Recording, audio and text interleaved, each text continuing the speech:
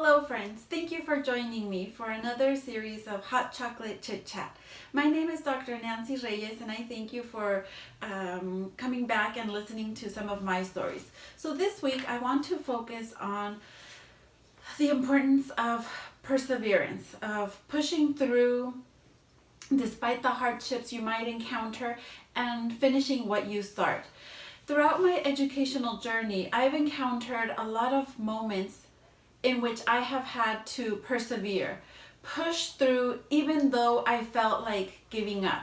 Right now, we find ourselves in a difficult situation with the pandemic that we are living through, COVID-19. We know this is a reality. I've been meeting with students. They've been sharing with me the struggles that they have encountered taking classes online in this virtual platform, helping out their family members, siblings, relatives navigate their own educational courses. So that's why I thought it was important for me to share some of the moments that I can think of that really highlight the importance of pushing through, because you might feel like giving up, but if you're able to push through, overcome all the obstacles, the hardships, the roadblocks that you encounter on your path, at the end you will feel a sense of accomplishment, victory, just a very proud moment for yourself that you, despite everything, that you were able to achieve a goal that you had set for yourself. And I know that that's why many of you, most if not all, are here at Hartnell. Some of you are here taking classes for your personal pleasure, just to brush up on a skill, to exercise. Everyone is here for a different reason. But you set out a goal, and I hope that you will accomplish your goal. So first, I will begin by sharing my experience in karate. As many of you know, and I have shared with you, my journey in karate began, I want to say now, over a year and a half ago. For many years, over 5 years, I had been doing yoga. I really enjoyed yoga. When I would talk to people about hot yoga, which is the specific yoga that I did, they would say, oh my gosh, that's really good. I wish I would do that. And I'm like, why don't you do it? Oh, I'm not flexible. And I would tell them, trust me that I'm the least flexible person in this world. But I won't let that stop me from doing something that I want to explore if I'm curious about yoga. So I put myself out there and I participated in yoga for 5 years, which were very rewarding. I really enjoyed it very much. But there came a point where I thought, now I'm looking for a different challenge. I was looking for something different, something that would challenge me in a different way, because I always like to challenge myself, push myself out of my boundaries, out of what I think I can accomplish. So one day I was at my local gym and I saw that they had karate classes, specifically Shotokan karate. And I said, can I just come and take a class and see how it is? But at that point, I had in my mind very clear that if I was going to go and I was going to commit to actually participating, going regularly, that I would achieve the highest rank that I could. So the sensei, the instructor, the highest belt, he said, come on, you'll see it's truly an intense workout. So I went 1 week and I thought, wow, this is very different than anything I had done in the past. And it really was a different side of myself. With karate, you have to scream, kick, punch, kicks, all of things that I felt very uncomfortable doing, if I will be very honest with you. I felt like that's not me, that's not my personality. But my sensei, he would keep saying, this is what you're aiming towards. This is what you want, to come out of your shell, because that nice girl, that very sweet girl, leave her outside the door. When you're in here, you have to think you're in the battlefield. You're fighting for your life and you only get one chance. When you leave this, the dojo, then you can go back to the nice, sweet girl that you are. But this is really bringing out someone who is outside your comfort zone. And, we hope that you'll never use the techniques and the skills that you learn here. But if you do, that you will be able to react in the moment with speed, accuracy, and determination, because I always say it doesn't matter the size of you can encounter someone bigger and stronger than you, but your attitude is what will determine how you will end up in that situation, how you will come out at the end of that situation. So if I'm completely honest with you, my journey with karate, a lot of people ask me like, do you love karate? And I think what I always tell people, karate has taught me a lot of important life lessons that I don't think I could have learned anywhere else other than being there in that moment. As a student in terms of academics, K-12, getting my bachelor's, master's, and doctorate, I would always say, and very humbly, that I was a student that did well academically. I didn't encounter a lot of obstacles. I got along very well with my professors, my classmates. My GPA's 3.8 GPA. That's what I maintained throughout my educational journey. So education, learning, academic learning, that came very easily to me. But when I enter the dojo, it is completely the opposite. I feel like I'm stumbling, like I'm clumsy, like I'm very slow. And to be completely honest, there are moments where I feel like, I don't have to be here. I choose to be here because this is the exercise that I choose. And sometimes I think to myself, Nancy, why don't you just give up on karate? You're slow, you're not that coordinated. I always, think thoughts like, you've never done a sport, so that's why this comes so difficult to you. But then I have to think about the mantras, the sayings that I have always had in my life. This is what I chose, and I'm not going to quit. There's a part of me that doesn't allow me to quit. I feel like, okay, if I started this, if I committed to buying some uniforms, if I've already gone through some of the examination belts, I'm currently at a green belt. I want to continue this because I set this for myself, and it's really, I've noticed some big changes in myself that I don't want to give up. I don't want to feel like a failure, like I just quit because it was too hard for me. I want to set the example and push through the obstacles, those moments when I feel like, this is too hard, I'm too slow, I'm too clumsy, I can't do this, to prove to myself, mainly to myself, because I do this for myself, you're not the fastest, you're not the most coordinated, but you're still doing it. You're still coming, you're still showing up. One of the things is, showing up is half the battle. I'm already here. The worst that could happen is that, I need to work on my strength, my speed, and those are things that I can work on. And having that sense of like, I just gave up, that's not something that is part of who I am. And those are some of the lessons that I have learned in karate, pushing yourself outside your comfort zone, because you don't know what you can achieve. Only when you're in those situations where you feel like giving up. And I will be completely honest, sometimes I do have those thoughts in my mind, I should just quit this because I'm just not built for that. I'm not strong, I'm not fast enough, I bruise very easily. But I know that I can achieve higher levels with effort, dedication, and time, and the same that you can do as well right now in this situation, in your studies, in your education, despite the challenges that may be going on in your life, whether they're personal, family, whatever the situation you may be, you can push through them and come on the other side stronger, more determined, more focused, and stronger than you can have ever imagined, because I think that's what I've come to realize. I'm stronger, and in the process, I've trusted the process, and there have been moments where I have realized, oh my gosh, I've gained so much knowledge. So this is one example of the important, where I have felt perseverance has been key to me achieving success. A second example I want to share with you is regarding my experience at UC Berkeley. When I was a high school student, I was a concurrently enrolled student, which means that I would take classes at the local community college where I lived. I would take them during the regular semesters, but also during the summer breaks. As a result, when I graduated from high school and went on to UC Berkeley, I had a lot of, not a lot, but like 15, 20 credits of college work completed because I had attended my local college. At my local college, I had taken English 1A, English 1B, and the summer after my freshman year at UC Berkeley, I came back home and I took English 1C. So I essentially took 3 English courses at my local community college. those courses, I took them with different professors. Some of them were, especially the English 1C, that was an online course only. I remember that was one of the first experiences I had with online courses and this world of online learning.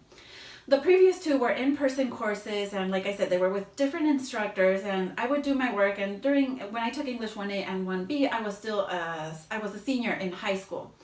During that time, I would do my work. I would go to the tutoring center at the community college, and they would provide feedback. I would also do my assignments ahead of time so that I could send them to my professors, my instructors, and they could return them to me with feedback, and then I could work on that feedback to improve my chances of earning a high grade. During that whole process, I was always told, Nancy, you're a really good writer. My grades in those classes were A's. For all three of them, I earned A grades. And during that whole time, when I went to tutoring, it was just minor grammatical changes that the tutors would make, like put a comma here instead of this, use this word, but nothing really with the content of my essays.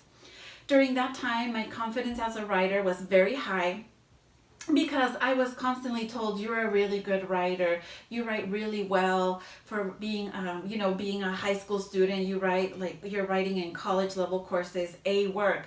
So that really boosted my self-esteem. So when I went to UC Berkeley, in the beginning I wasn't sure what I wanted to major in, but I took the general education courses, political science, history courses, and that was my first experience with the importance of persevering, pushing through despite the obstacles that may come your way. So I began my studies at UC Berkeley with my confidence, my writing confidence, I would always say, very high. I felt like I was a really good writer. I really enjoyed writing. Writing was something that came very naturally to me. Write about this, I would read, and if it was a research paper, whatever it may be, it was not something that came like challenge. It wasn't a challenge for me. I could do it fairly easily and fairly quickly. When I encountered my first course where I had to submit an assignment, I turned it in because I attended there all 4 years at UC Berkeley. So in the beginning, the classes were very big. So I would go to the lecture, and then I had smaller classes with graduate student instructors, GSI as they call them. They were the ones that would read my work and provide feedback. So I do my first assignment, and if I recall correctly, it was in political science, because like I said, I didn't take English courses at UC Berkeley. I turned in my assignment for my first political science class. I was very happy, confident, I'm doing the same as I had done in my previous English courses at the community college level, and I was expecting the same outcome, the same result, because creator mindset, you do the same thing and you get the result that you want, so I was like, okay, this worked in the past, this should work now. So when I get my assignment back, oh my gosh, I could not believe it. The whole essay, everything was marked. Unfortunately, I didn't keep a copy to actually show you, but every sentence, it seemed like was in red. And that's, to this day, I do not like grading assignments, anything with a red pen. I remember getting back my essay and seeing it, and every word, it seemed like every sentence, every paragraph, markings like do this, and at the end it said, come and talk to me after class, to my graduate student instructor. So I was in complete shock, in complete disbelief. So what I did, I stayed after class, and he said, I wanted to ask you, did you go to the tutoring center to get support with your essay? And I said, oh yeah, I did. I went. And he asked, and what did they tell you? Oh, that it was really good. The same thing, like grammar things, because, could put a comma here, apostrophe S here. Sometimes I had a little bit an issue with those words. But other than that, they said it was really good. And they looked at me like perplexed. And then they would ask me, have you taken English courses? And I would be like, oh yeah, I took English 1A, English 1B. Those I've taken those at the community colleges. And they would ask, and what grades did you get? Oh, I got A's in both classes. My instructors would say that I'm a really good writer. And the graduate student instructor, couldn't kind of put two and two together. Like, you've taken English classes, you went to tutoring, but my essay, the one that I was looking at, every word was marked in red and I couldn't understand. And he was probably hoping to tell me, oh, you need to take an English class or you need to go to tutoring, but those are things that I had done. They were already checked off in my checkoff list.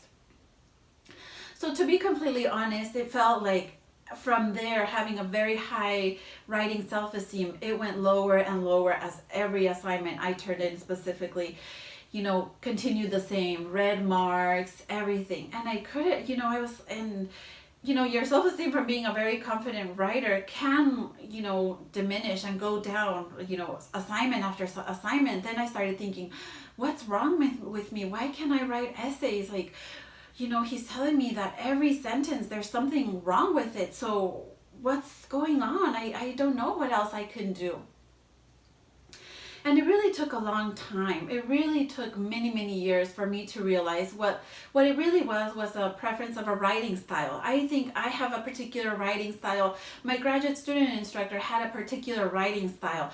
And to require, your writing style to match my writing style is very complicated because we are all different human beings. We have different voices, different word choices, word preferences. And it took many years for me to come to that realization. During that process, I did develop, what some people identify as a writer block. I could not even write the intros for essays when in the past that was so easy for me because I became so fearful, so doubtful. Is this going to be marked up? And those are the first thoughts that would come into my mind.